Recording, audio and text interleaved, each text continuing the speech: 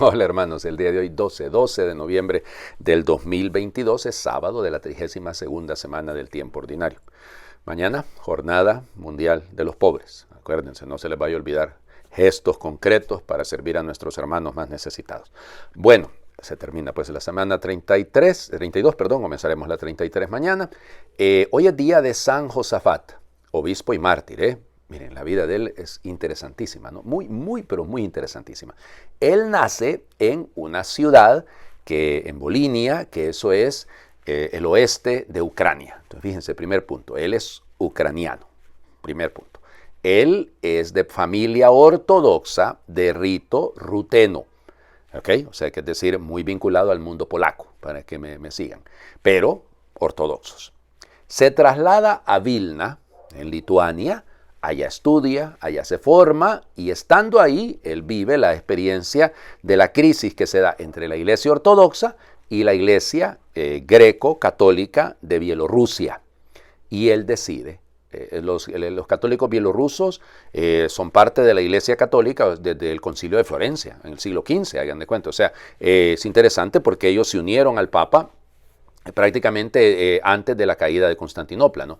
Y bueno, se unieron a la Iglesia Católica, son católicos, pues, y él decide hacerse, pues, católico, greco-católico, de bielorruso. Bueno, y entonces entra en el monasterio, él se llamaba Juan Kunchevich, ¿ok? Ese era su nombre.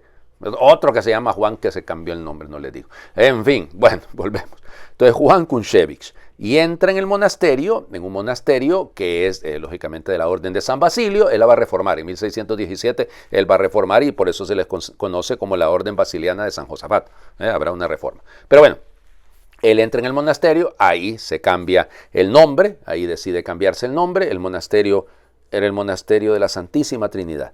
Y bueno, ahí está, llega a ser archimandrita, llega a ser pues el superior del monasterio y luego, en 1617, es nombrado arzobispo de Polansk, ¿ok? En Bielorrusia. Entonces, fíjense ustedes, interesante, ¿no? Él es ucraniano, estudia en Lituania, termina en Bielorrusia. Entonces, fíjense, es nombrado ahí arzobispo de Polansk. Entonces, bueno, ahí empieza a desarrollar, fíjense que supuestamente todo el mundo creía que él era una persona un poquito más, como les diría, introvertida, más ensimismada. Resulta ser que era un predicador extraordinario. Hizo un catecismo nuevo para la gente, y trabajó muchísimo en la reconstrucción de los templos, la catedral, bueno, un montón de cosas bellísimas que hizo. Era un predicador insigne, devotísimo de la Virgen. No tienen idea ustedes, sobre todo bajo la devoción, bajo la advocación de Czestochowa, ¿no? La patrona de Polonia. Es interesante que todos esos países eslavos, ¿no?, tienen tanta vinculación. Y resulta ser que un 12 de noviembre de 1623, sí, porque eran los 6 años de haber sido ordenado obispo, resulta ser que está en un pueblito que se llama Vitebsk, y ahí pues lo rodearon los ortodoxos, sí, los ortodoxos, y lo mataron. O sea, fue una cosa terrible. Lo apedrearon, lo golpearon, le clavaron una lanza, agarraron el cuerpo y creo que al final hasta un tiro le metieron y lo tiraron al río, así. Pues él fue beatificado en 1643 y fue canonizado por el Papa, el Beato Pío IX, en 1867, perdón. Ya les digo, realmente, bueno, el martirio, ¿no? Qué doloroso, ¿no? O sea, son ortodoxos o son hermanos, o sea, y lo mismo podría pasar de parte nuestra, ¿no? Algunos católicos actuando de manera incorrecta. Poco cristiano eso. Es un santo muy interesante, ya les digo, bueno, pensaba yo en él ahora que preparaba la meditación por Ucrania, ¿no? Por Ucrania. Una nación mártir en este momento. Tanto interés y tanto dolor. Vamos a las lecturas. Hoy leemos un pedacito, porque no es tan grande tampoco, de la tercera carta del apóstol San Juan, que igual no tiene, igual que hemos leído ni a Filemón, ni la segunda carta de Juan, no tiene capítulos, solo tiene versículos. Entonces ahora vamos del 5 al 8. Querido hermano, en todo lo que has hecho por los hermanos y esos que son forasteros, te has portado como verdadero cristiano. Ellos han elogiado públicamente ante esta comunidad el amor con que los has tratado. Harás bien en ayudarlos de una manera agradable a Dios con lo que necesitan para su viaje, pues ellos se han puesto en camino por Cristo, sin aceptar nada de los paganos. Debemos pues ayudar a esos hermanos nuestros para que seamos colaboradores en la difusión de la verdad. palabra de Dios. Te alabamos, Señor.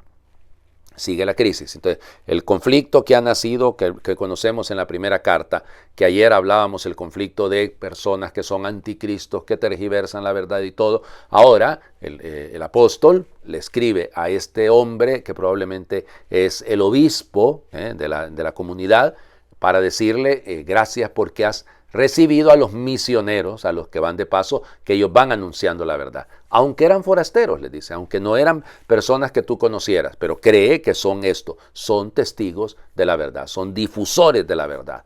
Qué lindo esta actitud, ¿no? O sea, es decir, hoy en día es tanta sospecha, no se lo digo, porque cuando yo empecé mi ministerio sacerdotal, hombre, había un poquito más de confianza, ¿no? Llegaba uno. Claro, hoy en día tenemos que cuidarnos porque hay cualquier cantidad de falsos sacerdotes. Es una cosa horrenda, son descaradísimos. Ya les contara yo. Incluso a nosotros nos ha pasado que en alguna reunión de clero nuestra, en una reunión de sacerdotes, pues aparece por ahí alguno que no es sacerdote y tiene todavía el valor de llegar. Bueno, nosotros nos conocemos y ya cuando empezamos a indagar, olvídense, hombre, tiene que salir. Y son unos farsantes, ¿verdad? Ahí andan engañando a la gente y sacándoles dinero. Y sí, existe eso, ¿no? Pero qué bonito poder recibir a un hermano que está llevando el evangelio. Y la hospitalidad es una característica no del mundo oriental, es una característica cristiana. Deberíamos de revisar siempre, ¿y qué tan dispuestos estamos a esto? Me encanta a mí cuando en las aldeas, en las comunidades rurales, ¿no? Van los misioneros y cómo los recibe la gente y qué belleza les preparan lo mejor para que puedan cumplir con su misión. Que no se pierda nunca la hospitalidad, que no se pierda nunca la hospitalidad. El Evangelio, seguimos siempre en Lucas, lógico, capítulo 18, en esta ocasión lo comenzamos a leer, versículos del 1 al 8. En aquel tiempo, para enseñar a sus discípulos la necesidad de orar siempre y sin desfallecer, Jesús le propuso esta parábola. En cierta ciudad había un juez que no temía a Dios ni respetaba a los hombres. Vivía en aquella misma ciudad una viuda, que acudía a él con frecuencia para decirle, hazme justicia contra mi adversario. Por mucho tiempo el juez no le hizo caso. Pero después se dijo, aunque no temo a Dios ni respeto a los hombres, sin embargo, por la insistencia de esta viuda, voy a hacerle justicia para que no me siga molestando. Dicho esto, Jesús comentó, si así pensaba el juez injusto, ¿creen acaso que Dios no hará justicia a sus elegidos que claman a Él día y noche y que los hará esperar?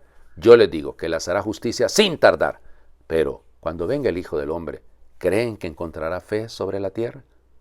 Palabra del Señor. Gloria a ti, Señor Jesús.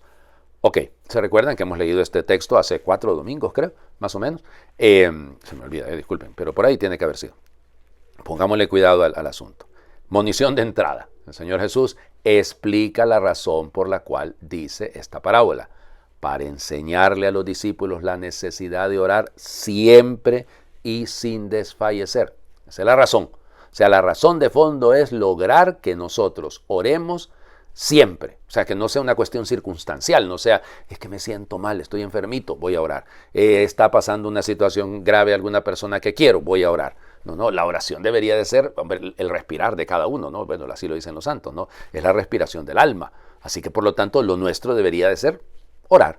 Lo nuestro debe ser, y sin desfallecer. Y aquí fíjense que la oración hace referencia a una petición.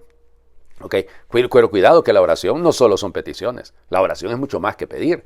La oración es alabar, es agradecer, es adorar, es decir, todos los elementos que hay detrás de la adoración, ¿no? Y claro que contiene este componente de la oración para pedir, para orar, para impetrar a Dios algo. Muy bien.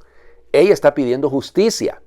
Hazme justicia. Entonces, fíjense, una oración que no es justa, una oración que no está buscando la justicia, no es oración, oiga.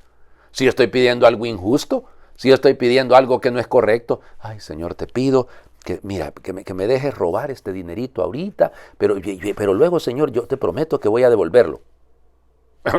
¿Qué oración es esa? No sé si me explico. Ay Señor, yo te pido que elimines a estos corruptos, a estos ladrones. Ok, ahí tiene que haber justicia, van a decir ustedes, sí, pero ¿cómo le voy a decir que los elimine? O sea, es decir, no sé si me explico. O sea, eso no es oración. O sea, la oración es buscando la justicia. Y la justicia, según la palabra de Dios, acuérdense, es actuar como Dios actúa. Eso es el hombre justo, es el que adecúa su vida en la misma sintonía que la voluntad de Dios. Bueno, entonces por ahí revisemos, porque hay algunas oraciones, discúlpenme, que son injustas, que no están buscando la justicia, que están buscando nuestro provecho. Estamos orando pensando solo en nosotros. Eso es un error, y es un error craso. Por eso mucho cuidado con el sentido de la oración. Y luego, pues precisamente, lo que dice, ¿no? El juez, aunque sea injusto, termina, aquí dice, para que no me siga molestando, para que no me vaya a golpear, dice, o sea, todavía termina con miedo. Entonces, fíjense, si así pensaba el juez injusto, ¿ustedes piensan que Dios no hará justicia a sus elegidos? Claro, no tardará, no lo va a hacer esperar. Claro que el tiempo de Dios no es el nuestro. Y entonces las medidas, nosotros quisiéramos a veces las cosas más rápido, Señor, más eficiencia. Pila, Señor. No, cuidado. Es decir, tenemos que ser conscientes que el tiempo de Dios no es el nuestro. La pregunta final es ¿por qué está puesto así? ¿Por qué está puesto así? O sea, Jesús pregunta, pero al venir el Hijo del Hombre, ¿creen que encontrará esta fe? Dice esta, que la traducción esta no lo dice. Esta fe sobre la tierra, la fe del que persevera, del que confía en Dios, la fe del que ora incesantemente, de la fe del que sabe que es hijo de un Padre justo, que no tarda, sino que ama y que tiene su tiempo. Es difícil esto, ¿no? O sea, cualquiera va a decir, claro, Señor, ¿cómo te pones a creer? Vas a encontrar esa fe.